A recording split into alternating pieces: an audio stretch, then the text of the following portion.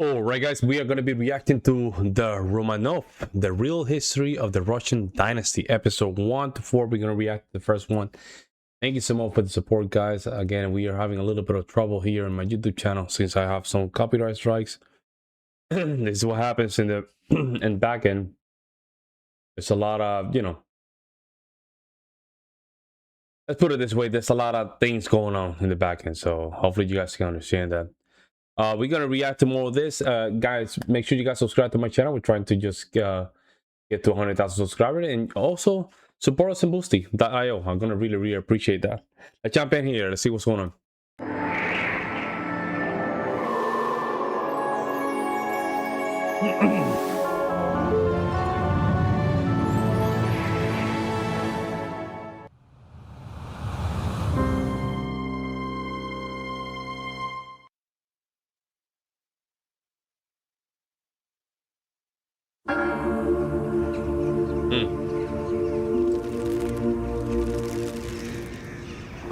Quiet monastery at Kostroma had never seen so many nobles. They were envoys from the National Assembly in Moscow, come to beg the great nun, Martha, to allow her son to take his rightful place as the next Tsar of Russia.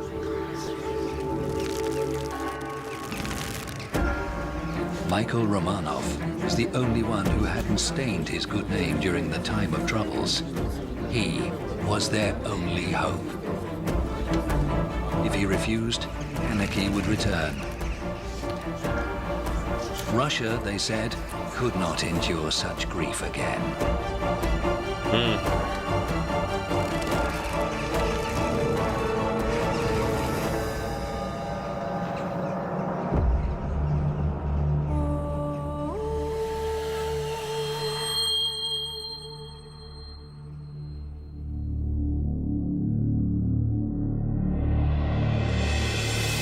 In 1598, Tsar Fyodor, son of Ivan the Terrible, died childless. He was the last of the Rurik dynasty, rulers of Russia for more than 700 years. Wow. His younger brother, Dmitri, had died 7 years earlier in suspicious circumstances. The National Assembly elected Boris Godunov as the next Tsar, but a rival soon emerged, an imposter claiming to be the last Tsar's dead younger brother. This so-called false Dmitri seized the throne and married the Polish noblewoman Marina Mniszek. Within a year, the false Dmitri was slain in a palace coup, and Marina fled Moscow. In exile, she recognized a second false Dmitri as her husband and bore him a son, Ivan. Russia was leaderless, and Sweden and Poland took advantage of her weakness, attacking on two fronts. Russia lost Karelia, Novgorod, and Smolensk. Amid the anarchy and devastation, only 10% of Russian lands were still being farmed. Famine and fear stalked the land. Wow. Without a strong, legitimate ruler, it seemed the Russian state would soon cease to exist.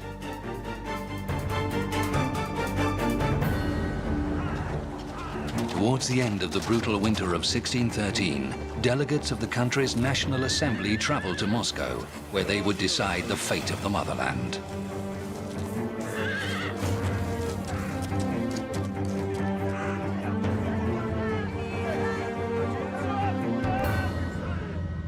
The Zemsky Sobor, or National Assembly, was Russia's parliament of the 16th and 17th centuries, brought together to advise on the most important political issues.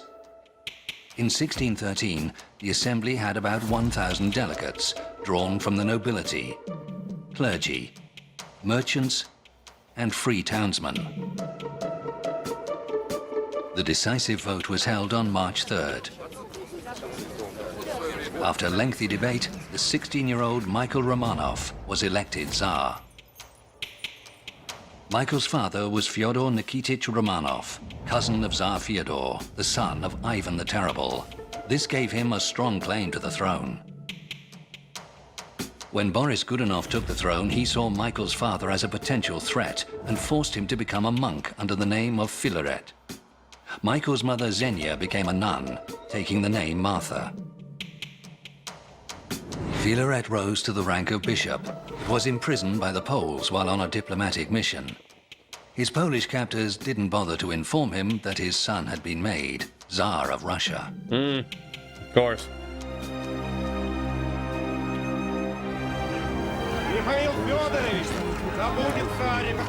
The people of Moscow, meanwhile, were informed of the National Assembly's decision through public announcements in Red Square. Michael Fyodorovich Romanov, it was declared, was the new sovereign of the Grand Duchy of Muscovy and Tsar of all the Russias. Look at that. Kremlin is so old, man.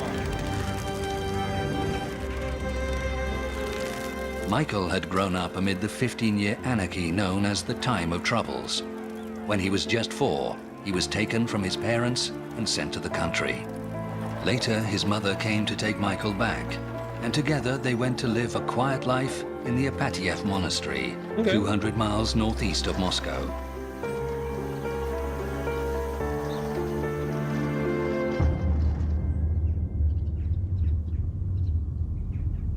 Hoarse and exhausted ambassadors, bearing the holy icon of Our Lady of St. Fyodor, spent hours persuading the Romanovs to accept power. Finally, they consented.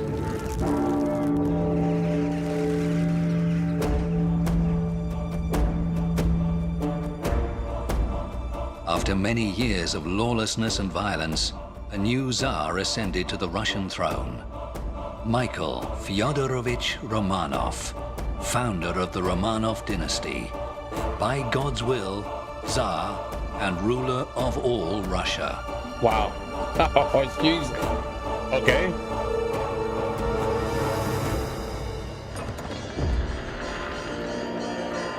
The coronation of Tsar Michael I was held on July 22nd, 1613.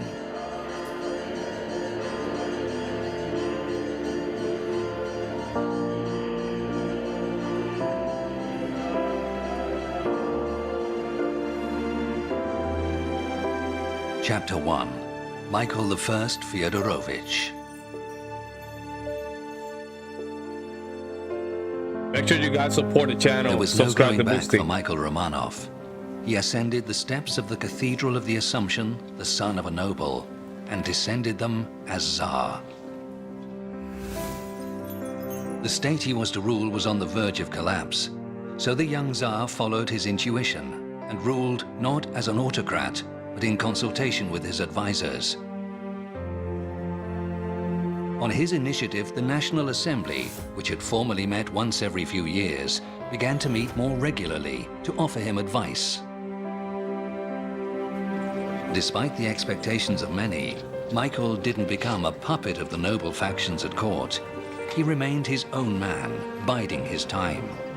When one Dutch visitor suggested that Michael should take firm measures against his enemies, he answered, "Don't you know that our Russian bears never hunt in the first year of life? They only hunt when they are older."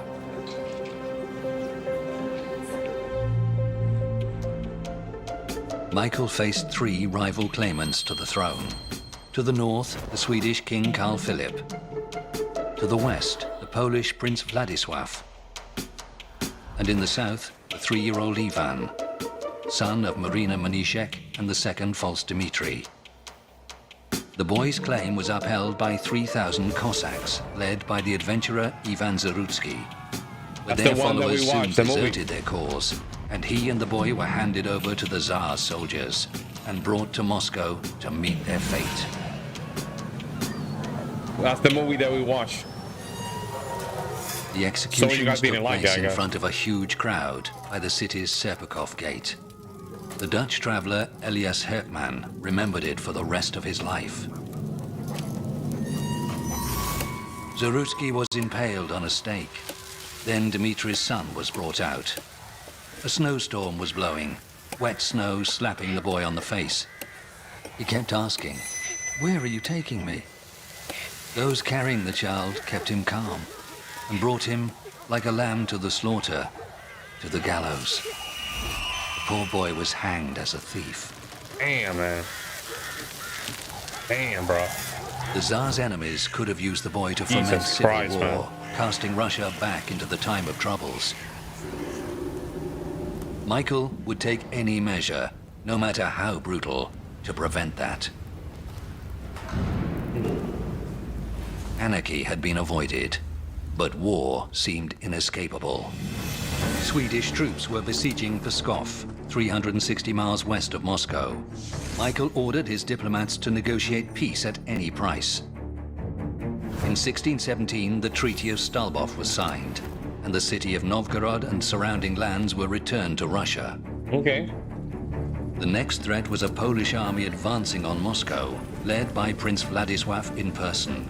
The Poles reached the walls of the Kremlin itself, the citadel at the heart of the city. Wow.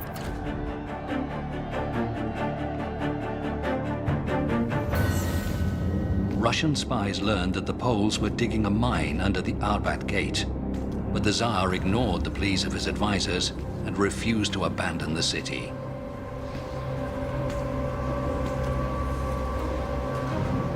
Weighing on his mind was not just the fate of the city, but a personal dilemma. The Poles still held his father prisoner. Michael knew if he left Moscow, he would lose the throne. If he lost the throne, he would never see his father again.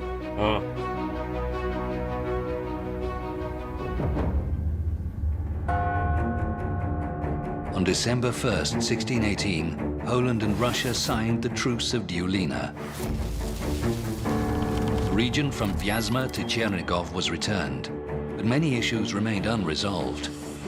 Smolensk remained under Polish control, and Prince Władysław refused to renounce his claim to the Russian throne. But Russia was exhausted by war. It desperately needed peace, a breathing space, and time to rebuild. However, the treaty was a personal triumph for Michael. Under its terms, all prisoners taken during the time of troubles were to be returned. Amongst them, his father. It was 9 years since their separation. Wow. Michael had always looked up to his father and tried to emulate him. Now, he was finally to be reunited with this legendary figure, the Metropolitan Bishop, Filaret.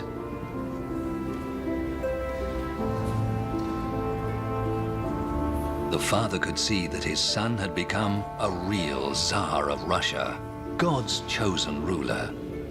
10 days later, the Tsar made his father Patriarch of Moscow, the head of the Russian Orthodox Church. From henceforth, they would rule together as father and son.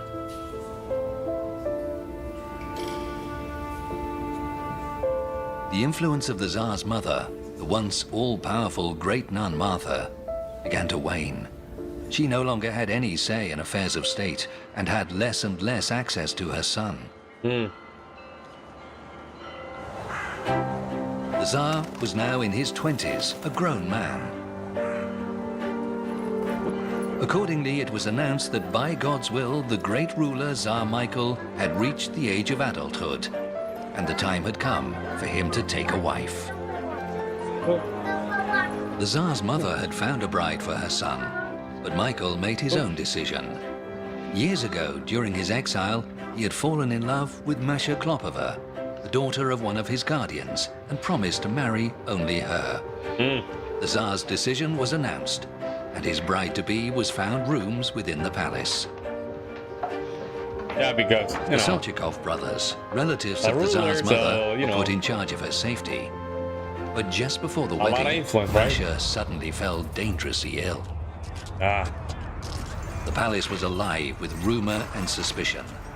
The Solchikovs summoned the best foreign doctors, who announced that a terrible disease was devouring the royal bride from within, and no cure was possible.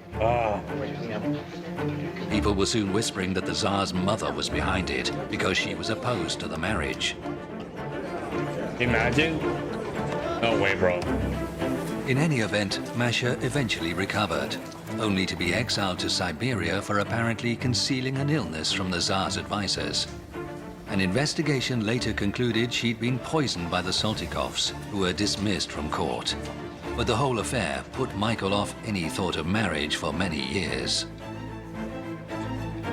When Tsar Michael turned 28, his relatives began to worry. Without an heir, the future of the dynasty was in doubt. Once more, his mother had a candidate. This time, reluctantly, Michael agreed to the match and was married to Princess Maria Dolgorukova. But she was looking for somebody from a higher class. But 4 months later, Maria fell sick and died, the cause never fully established. Wow.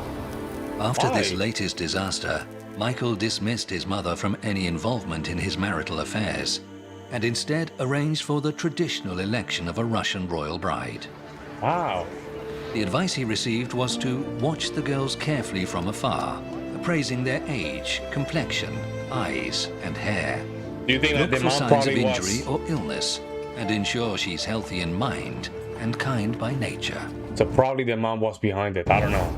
The tradition of electing a Tsar's bride was essentially a beauty contest, involving thousands of candidates from noble families. First, royal officials sorted applicants on the basis of their height, size of head, and size of feet. Like the feet? Then, senior nobles and court doctors inspected the girls in the capital. Finally, 10 to 20 of the most beautiful girls were brought to the court, where they were introduced to the Tsar in person. When Michael announced his decision, his advisors were speechless. He chose Evdokia Streshnyeva as his queen. She hadn't even been in the contest. She was the maid of one of the candidates and the daughter of a poor nobleman. Yo, that's funny. And that's what guys are attracted to, actually. They're not attracted to status. It was the mom that wanted status, not him. From bitter experience, the Tsar decided to handle all the arrangements himself. The identity of his bride was kept a closely guarded secret, and she was brought to the palace just 3 days before the wedding. Tsaritsa Evdokia, the Russian Cinderella, proved to be kind, considerate, and loving. She bore Michael 10 children, though only 4 survived infancy, 3 daughters and a son, Alexei. It was enough to ensure the dynasty would live on. 10 kids, bro. Wow.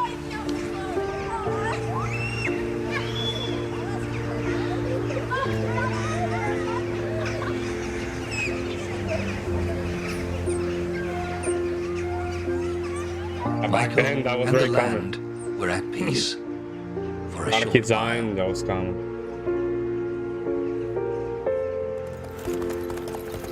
Michael was determined to reclaim Russian lands lost during the time of troubles. It would mean war with Poland. That's what the First, Cossacks, he right? reorganized the army, introducing new weapons and equipment based on developments in Europe. In particular, Michael learned from the Swedish army, the strongest in Europe. New regiments were formed with 8 companies of 200 men. Wow. Each had 120 musketeers and 80 pikemen. New muskets were bought, which weighed 4 kilograms instead of 6, so they could be fired without a support. By 1632, 10 new regiments had been formed, with a strength of 17,000 men. Wow. It was one thing to create a new army. It was another to teach it how to win on the battlefield. Russian forces were defeated outside Smolensk, and after 2 years of war, both sides sought a settlement. The 1634 Treaty of Polyanovka brought no territorial gains for Russia apart from the town of Sierpiesk, ceded by the Polish-Lithuanian Commonwealth. Russia also paid an indemnity of 20,000 rubles, in exchange for which King Władysław of Poland renounced his claim to the Russian throne. Russia itself was gradually becoming a more prosperous society. Thanks to Michael's efforts, English and Dutch specialists came to Russia to share their expertise. They lived in the foreign districts of the big cities, such as Moscow's famous German Quarter, and invested capital in local enterprises. Russians referred to the Germans, or often any foreigner, as Niemets, from the Russian word niemoy, meaning mute, because they couldn't speak Russian. In the 10th year of his reign, Tsar Michael invited English geologists to investigate iron and copper ore deposits in the Ural Mountains. 8 years later, the first state steelmaking plant was opened in the region. 12 years after that, a Dutch entrepreneur built an armory at Tula, 100 miles south of Moscow, that's still in operation today. Russia soon began to export arms to some of the most developed countries in Europe. Wow.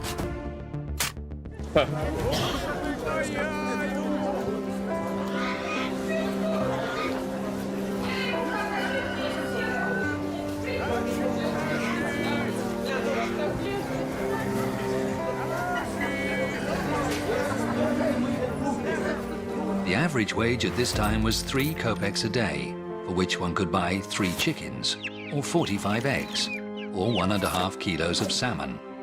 A sheepskin coat cost 50 kopecks, or about 2 weeks' wages. A pair of boots was 10 days' wages, while a cow cost 2 rubles, or about 2 months' wages. Wow. Abroad, the Russian state was gaining greater influence. In 1625, Shah Abbas, the ruler of Persia, sought to win favor by sending the Patriarch of Russia a holy robe. This sacred relic was believed to be the one worn by Christ before his crucifixion, later taken by one of the Roman soldiers present. Patriarch Filaret, the Tsar's father, ordained a week's fasting to mark its arrival before presenting the holy robe to the sick. 67 people were said to have been miraculously cured in the first 6 months alone.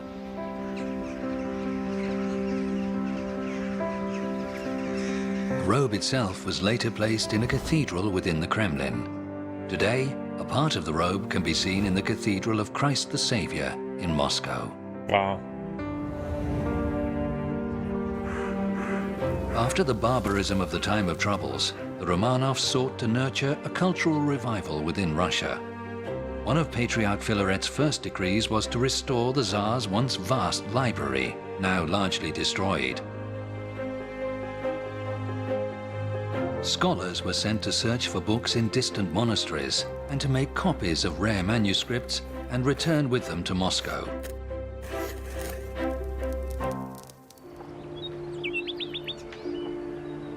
Just 30 years after the time of troubles, Russia was back to the level of prosperity she'd enjoyed before the state had slid into anarchy. Trade and productivity were on the rise. People had enough to eat and felt safe. It was an age of economic and political stability. Tsar Michael had achieved the impossible and brought the Russian state back from the brink. They still have a lot of territory that they need to gain. On July 12, 1645, the Tsar celebrated his 49th birthday. That morning after church, Michael seemed to have a presentiment of his own approaching death. He publicly forgave all those who had ever insulted or sinned against him and ordered a general amnesty for all prisoners. Oh. On coming home, the first Romanov Tsar of Russia said goodbye to his wife and son and died peacefully later that day. What? Wow. Yo, that's very sad, man. They died so young. Wow. Russia mourned its much-loved ruler for 3 days. Many thousands from all ranks and walks of life came to pay their respects before his coffin. Wow. Services were held in his honor in all the churches of the land.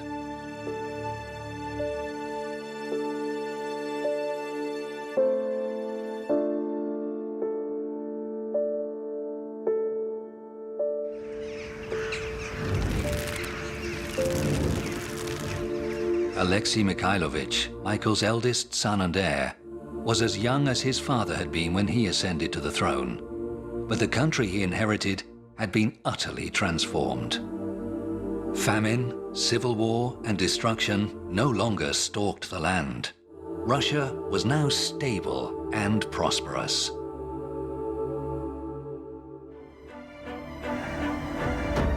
The new ruler of this reinvigorated state, Tsar Alexei, was handsome, intelligent, virile, and devout. Ahead lay great victories and bloody revolts, remarkable achievements and fatal mistakes. Alexei Mikhailovich was destined to become one of Russia's most controversial rulers. Wow.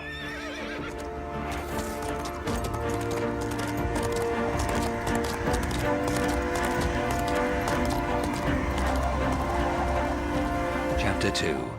Alexei I Mikhailovich.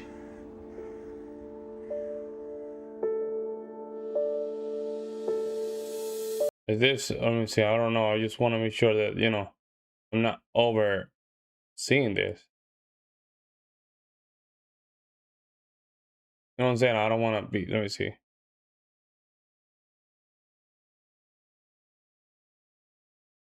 Okay, got it. We still The have young time. Tsar was not overawed by his new responsibility. It was a role he'd prepared for since early childhood. His education had begun at the age of 6. After learning the alphabet, he was taught to read using stories from the Bible. The prince's household included 20 stewards, 6 teachers, and 18 musicians, as well as bodyguards, acrobats, and jesters. When Alexei was 7, he was given a set of miniature weapons: an arquebus, a bow and arrows, swords, armor made in Germany, and musical instruments, maps, and engravings from Western Europe. Ah. Alexei's chief tutor was a nobleman named Boris Morozov. He encouraged his pupil to broaden his outlook and introduced him to Western culture. Many Europeans were invited to the Tsar's court, including interpreters, diplomats, and scholars. Alexei's personal doctor, an Englishman named Samuel Collins, admired his patient greatly. The emperor is handsome and strongly built. He has fair hair and doesn't shave his beard. He is tall with noble bearing. He can be cruel when angry, but he is mostly kind and gentle. He has an excellent memory and is devout. One could name him among the most kind and wise rulers. But for the cloud of advisors and noblemen who surround him and turn his good intentions to evil.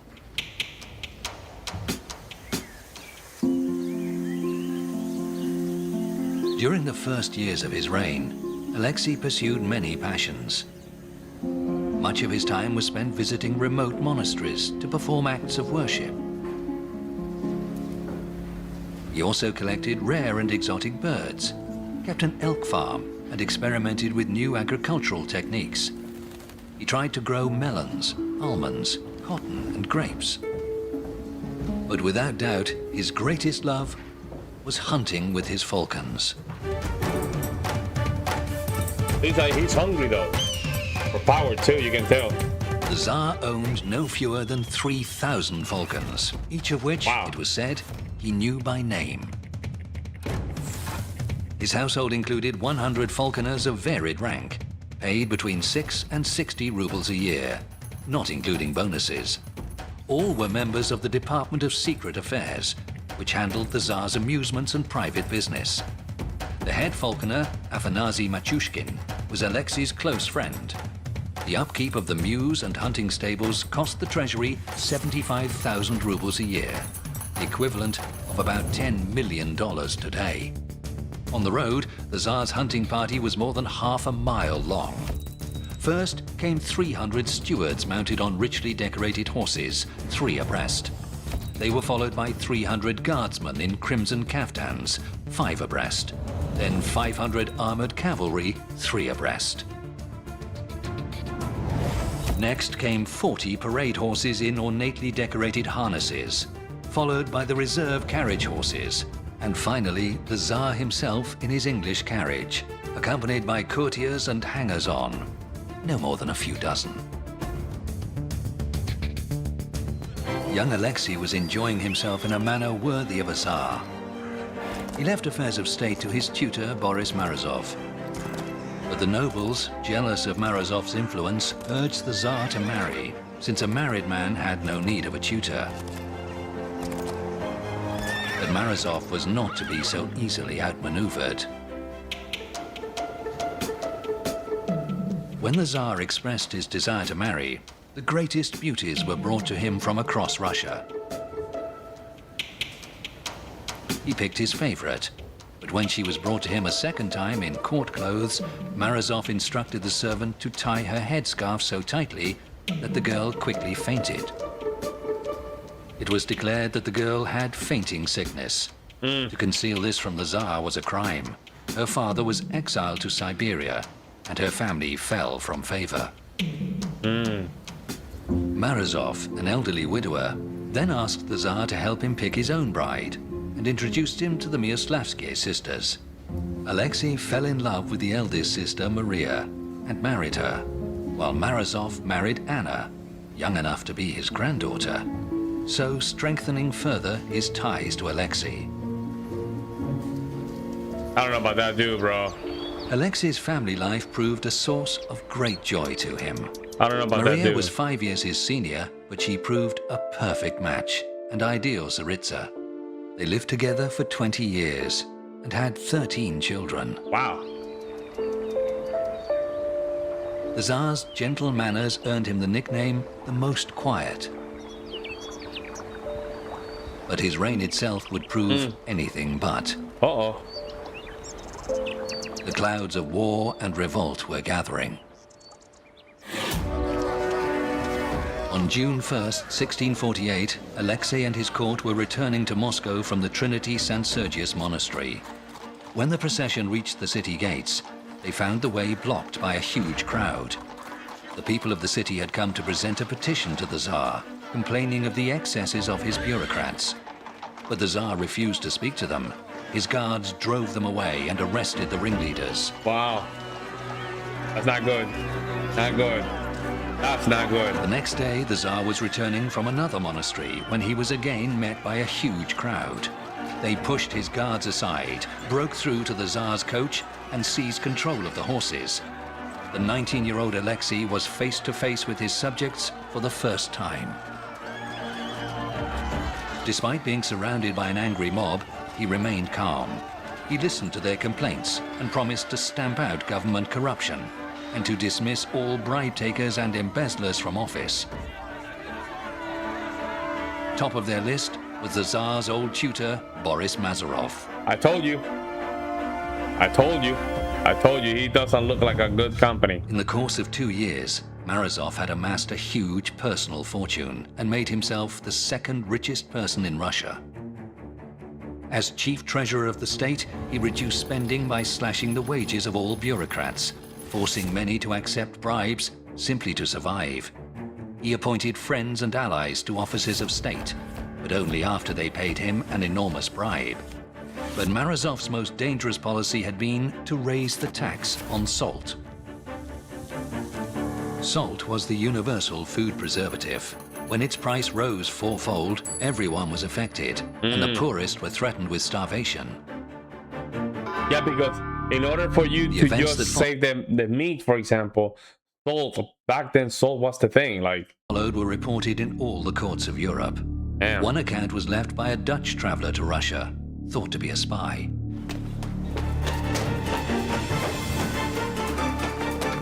A crowd of people forced their way into the palace courtyard.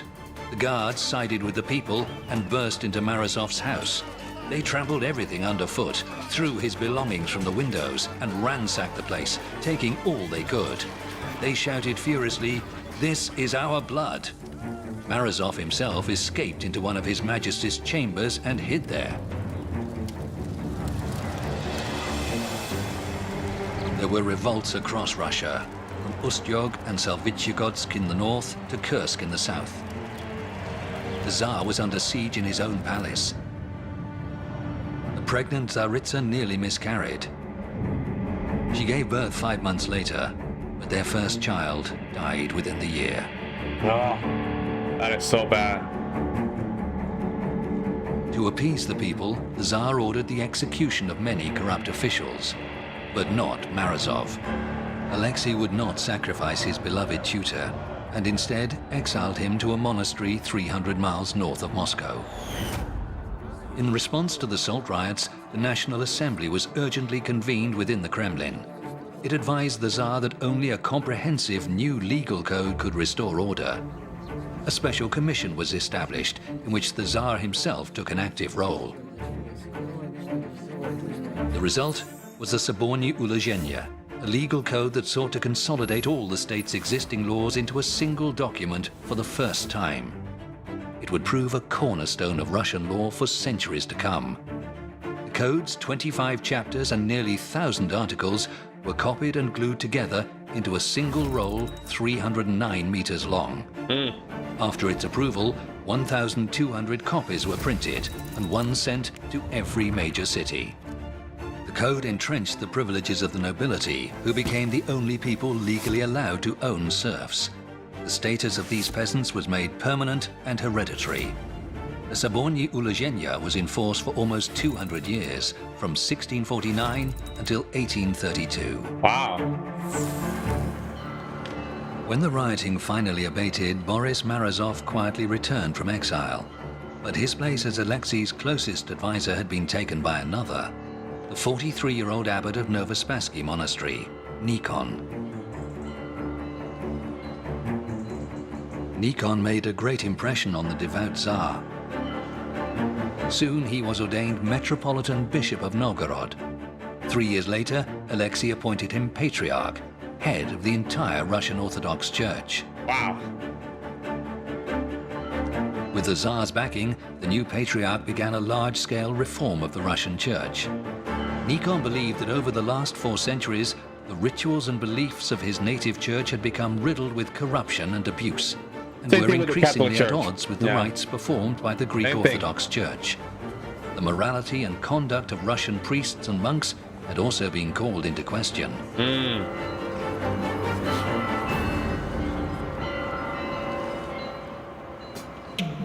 Nikon's reforms were intended to bring the Russian Church back into line with its own early practices and those of the Greek Orthodox Church.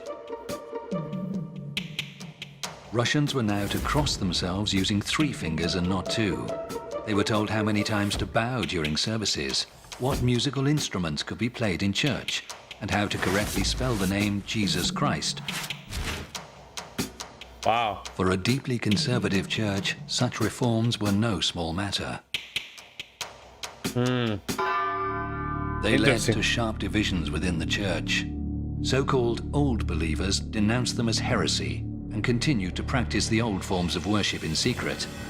But ultimately, it was their leader, Archpriest Avakum, who would be burnt as a heretic. Nikon's support grew steadily until by the end of Alexei's reign, his cause had become impossible to resist.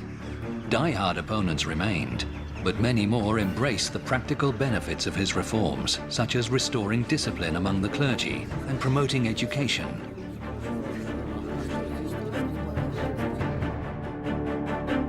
Tsar Alexei had supported Nikon's reforms, but the Patriarch began to overreach himself, becoming involved in every aspect of government, from politics to diplomacy and the conduct of military campaigns. Meanwhile, the Patriarch's enemies at court spread rumors to undermine him. Relations between the head of the church and the head of state reached a new low when Tsar Alexei failed to attend the Patriarch's service at the Cathedral of the Assumption.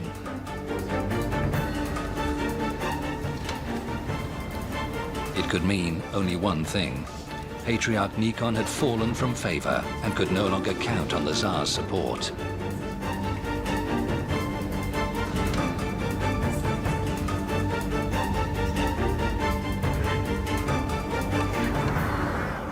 Nikon left for the New Jerusalem Monastery, a day's journey from Moscow, where he planned to await the Tsar's apology. And it's so connected, man. Like the orthodoxy is so connected to Russian. But it never came.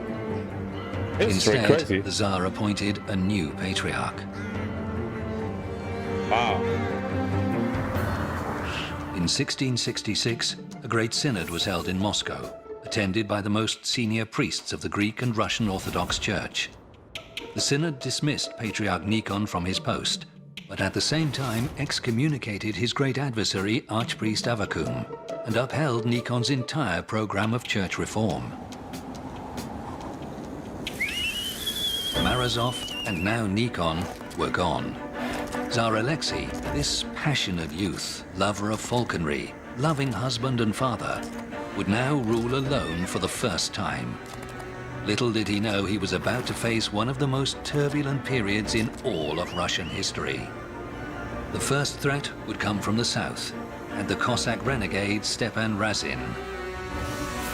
Razin was a Cossack chief, or ataman, from the Don region. He had a long record of insurrection and banditry along the Volga River and around the Caspian Sea. But in 1670, he aimed at nothing less than the creation of a new, free state for the Cossacks. After he seized the towns of Tsaritsyn and Cherkassk, thousands rallied to his cause. Government troops were eventually able to stamp out the rebellion, and Razin was betrayed to the authorities by his Cossack rivals. Wow. He was brought to Moscow and executed. Wow. And back then, even man, while he struggled with church games. reform and Cossack rebellion, Tsar Alexei faced war against the old enemy, Poland. Since the time of troubles, the Commonwealth of Poland and Lithuania had occupied former Russian lands, including the important city of Smolensk.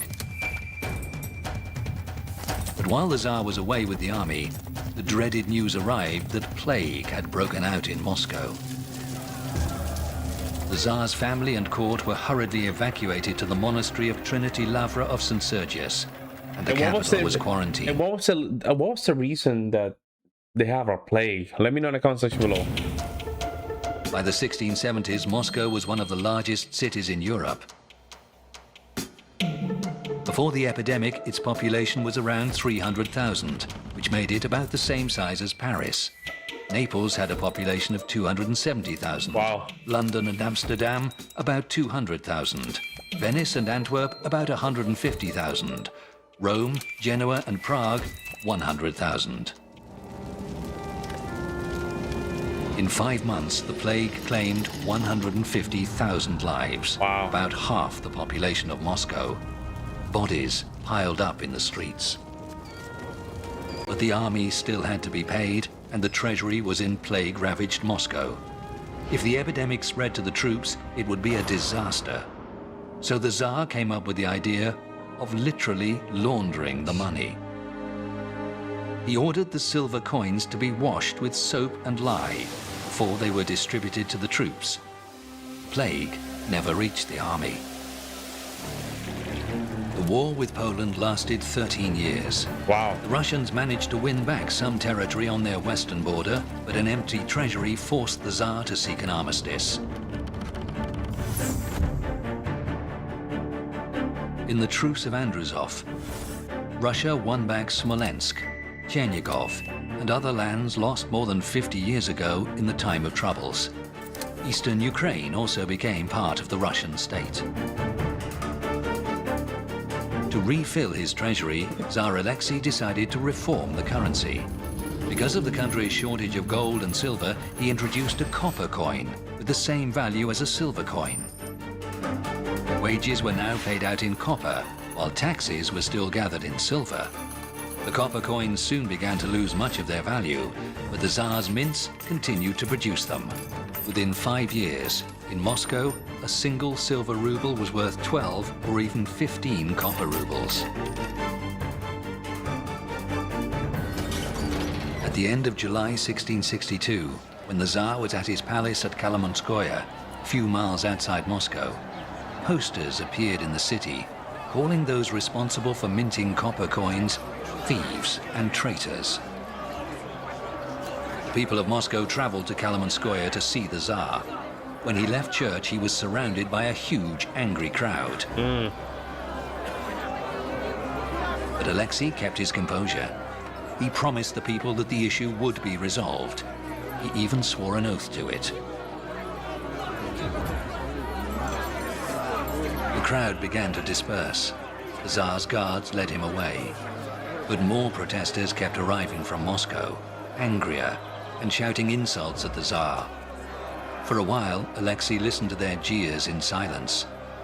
The troops were already moving into position. When the Tsar saw that they encircled the crowd, he gave the order, and the slaughter began.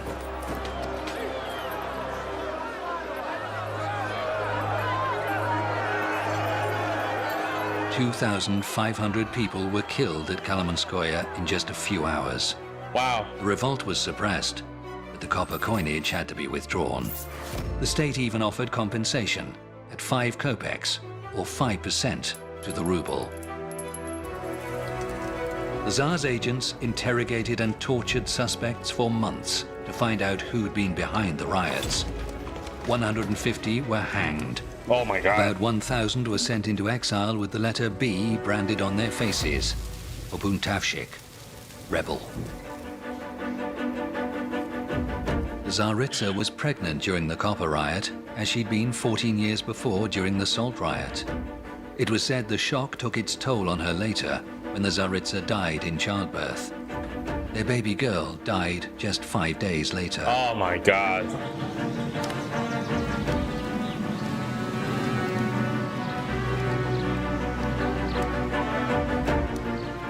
After the revolt, Tsar Alexei became deeply suspicious. He created a special section of the Department of Secret Affairs that combined the functions of counterintelligence, secret police, censorship, and a prison. It oversaw the work of all other state departments and was based not with them in the Kremlin, but at its own headquarters a few streets away, at Lubyanka. Torture was used routinely during its interrogations.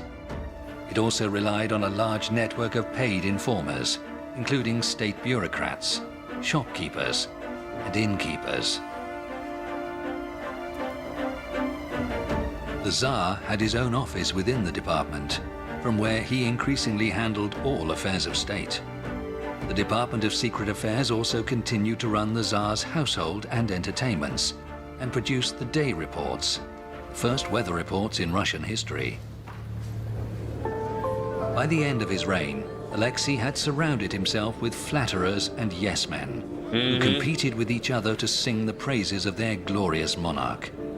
His public appearances became increasingly formal and magnificent, with new ceremonies devised in detail by the Tsar himself.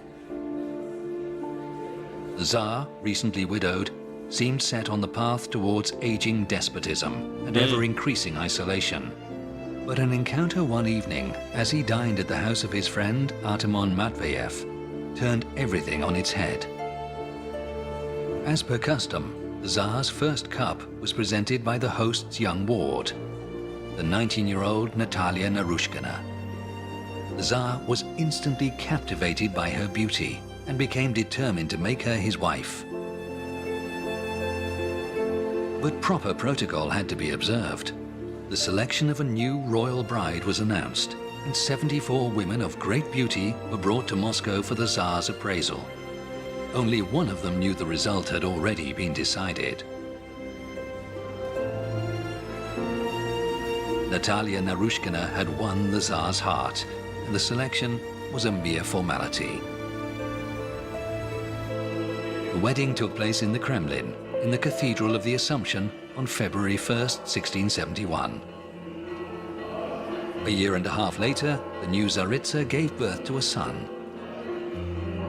The boy would be known to history as Peter the Great. Wow. Wow, wow. In his newfound joy, Tsar Alexei decided to realize a long-cherished dream, to build Russia's first professional theater. The theater was built in the village of Preobrazhenskaya on the outskirts of Moscow. Pastor Johann Gregory from the city's German quarter was invited to write its first play, entitled The Comedy of Artaxerxes, based on the story of Esther from the Bible. All parts were played by students from the Lutheran school. The first performance took place on October 30th, 1672. Wow. The play lasted an exhausting 10 hours. The Tsaritsa and princesses watched from behind a screen that hid them from sight. Soon, 5 more plays had been staged, all based on stories from the Bible, as well as the first ballet, Orpheus. Orpheus. I never seen that Tsar ballet, but I Alexei know was about it. filled with a new zest for life I know about that and a horror ballet. of growing old. He started to study medical textbooks and to use herbs to mix his own potions. He would listen attentively to his doctors and became obsessed with bloodletting, which was believed to restore the balance of the body's humors necessary for good health. He strongly recommended the practice for all his courtiers. It was said he sometimes let his favorite falcon make the incision, as the bird never missed the vein.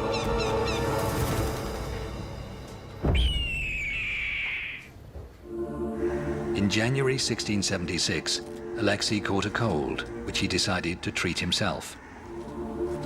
But his health deteriorated rapidly, and within a week his condition was without hope. On January 29th, the Tsar received the last rites and blessed his eldest son, Fyodor, as his heir and the next Tsar of Russia. He died the following night, aged 46. Oh my god, I was young. Young. Alexei Romanov weathered many storms to leave behind a state that was rich, strong, and stable. His successors would build upon his legacy, carrying on the work of reform and modernization, none more so than his youngest son, Peter the Great, whose achievements would eclipse those of his father. Alexei died in the prime of his life, with many great ambitions unfulfilled. The country felt bereaved, as though it had lost a father. Wow. The heir to this mighty Russian state, Fyodor Alexeyevich, wasn't even able to attend his father's funeral unaided. His ill health meant he had to be carried to the cathedral on a special litter. Wow. Looking at the sickly face beneath the Tsar's fur hat, some whispered a warning. Prepare yourselves. Soon the nobles will be back in charge, and another time of troubles will be upon us. Wow. Yo, this is crazy. Yo, this is crazy, man. Wow. Now, I think the older I become, the more I just respect patriarchies and structures. The older I get. I'm only 37. I'll be 38 next month. But the older I get, the more I respect structures. This is beyond my expectations, just how the Russian country, the Russian people has managed somehow to keep this thing together. Not easy. Not easy. To see how big Poland was too, with Latvia, I think, was a Lithuanian. I mean, they were big as a country. They were big. Big. Wow. Let me know what you guys think in the comment section below. I'll see you in the next one.